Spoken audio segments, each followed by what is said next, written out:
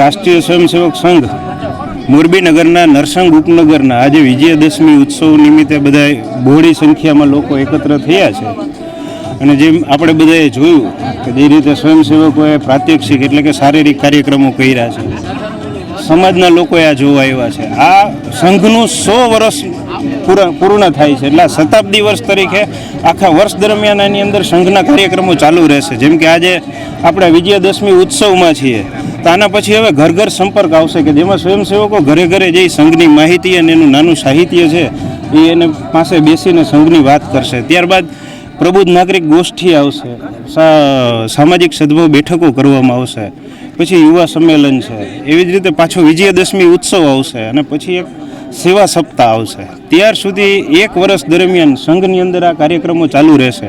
અને આ કાર્યક્રમો દ્વારા સંઘ સમાજની અંદર 5 પરિવર્તન ઈચ્છે છે કે ભાઈ કુટુંબ પ્રબોધન, આપણું કુટુંબને કેમ જાળવવું, આજની પ્રથા આપણી તૂટી ગઈ છે. સ્વદેશીનો ભાવ, આપણા સ્વનો ભાવ કે આપણું પોતાનું છે એ આપણે કેવું ભૂલી ગયા છીએ. સામાજિક સમરસતામાં જશે. નાગરિક કર્તવ્ય, મારા નાગરિક તરીકે શું કરવું જોઈએ એવું મારું જે કર્તવ્ય છે એના વિશે વાત કરશે.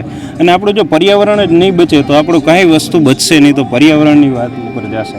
તો આ 5 મુદ્દા લઈ અને સમાજ આ 5 મુદ્દા સ્વીકારે અને આપણા દેશની પ્રગતિ, વિશ્વગુરુ બનવા માટેનું જે સંઘનું કામ છે કે સ્વયંસેવકોનું નિર્માણ થાય, વ્યક્તિ નિર્માણનું, એ વ્યક્તિ નિર્માણ છે એ સમાજનું ને રાષ્ટ્રનું નિર્માણ કરે, એ પ્રગતિની અંદર આજે આ 100 વર્ષની અંદર આપણે બધા એકત્ર થયા છે અને 100 વર્ષમાં આપણે આ કામ કરવાના છે.